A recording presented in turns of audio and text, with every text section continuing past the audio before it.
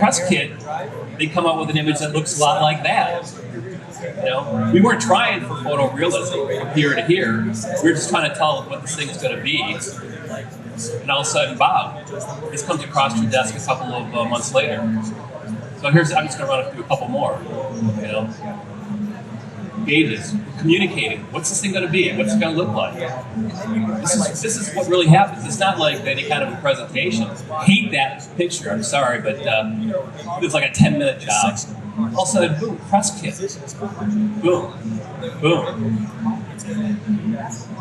I kind of threw this in there because everything we do is going to head to this auto show. I didn't really have a real good image of the auto show, but here's kind of the real world picture of the corporate communications person talking about it. So I said, what the heck? I got something off the website, threw it in the background, threw the car in there, and it's like, hey, this is what it's going to look like at the auto show. So now we're kind of getting a little bit into the more marketing stuff.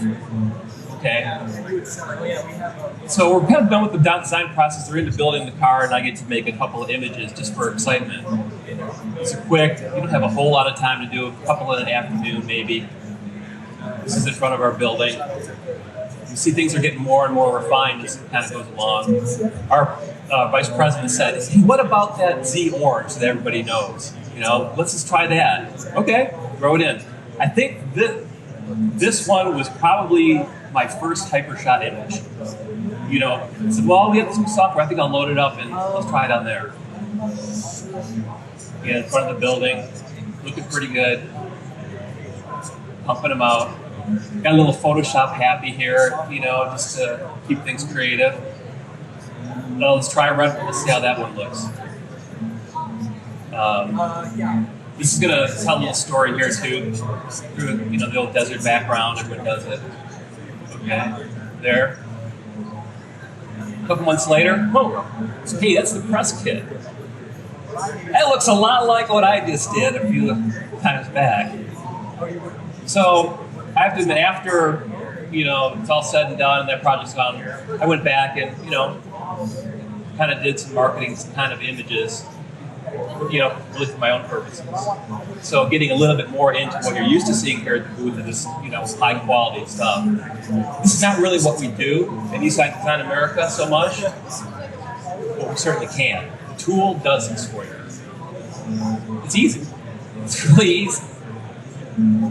So that's Nissan Design, and that's our design process in the real world. But I thought if I had a few more minutes, I'd just show you some things that I like to mess around with just for my own personal interest. But first, when Nissan started up, I don't know, Bunkspeed started up about 5 or so years ago. I forget exactly what the date was. Anthony and I came in, we did a little proposal with executives about this Sentra. This is an old Bunkspeed image. This goes way back. And I just wanted to show you, it's like, okay, that's like 5 years ago. Pretty good. But the stuff is coming out. I mean, this is real world stuff. We're not messing around here. Previous show car. Just a couple of views. Boom. That's the actual show car at the Detroit Auto Show. The press kit images. Thought I'd throw it the teachers. It's kind of fun. Gotta love it. I was having some fun. I thought I'd make a little mock ad. Just amusing myself. This is an interesting little thing that the president comes to me. It had been like 3:30, 4 o'clock. They're opening a new building in Nissan North America corporate headquarters.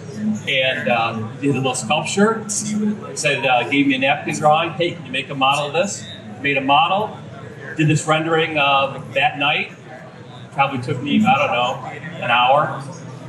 And it was sent off to corporate communications, and they made this thing about 2 days later in real materials. Just, I wanted to explore some materials here. So I got into doing these little mini sculptures and just throwing on some materials. I was trying to emulate the 3D printer stuff there. So I just got into this kind of wild things that are just fun to look at, and they're addictive.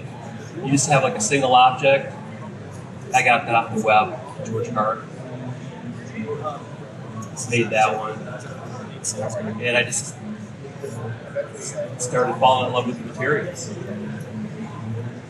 This is really addictive. If you ever get into this, you're going to sit down and it's going to be like 2 in the morning and you're like, I can't believe I just did it. But it's a very good way to learn the properties of the materials that are in the material balls.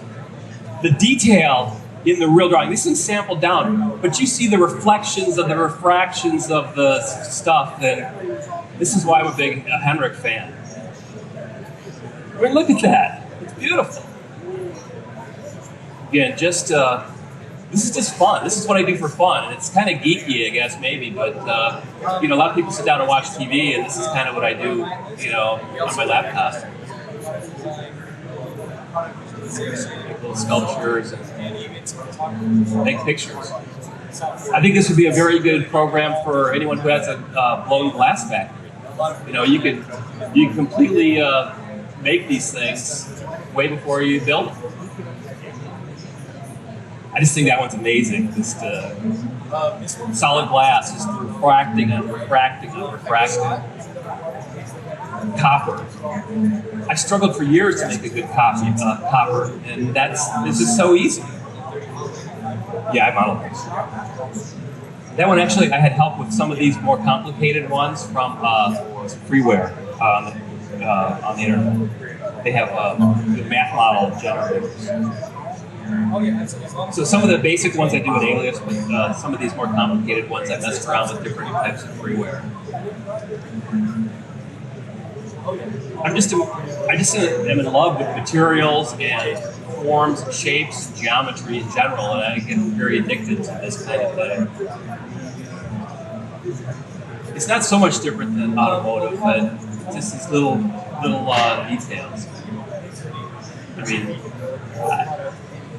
thrills the heck out of me. Again, you can sit there all night just generating different ones and go through the materials. This was a little quote for Bunkspeed guys that I heard in the studio.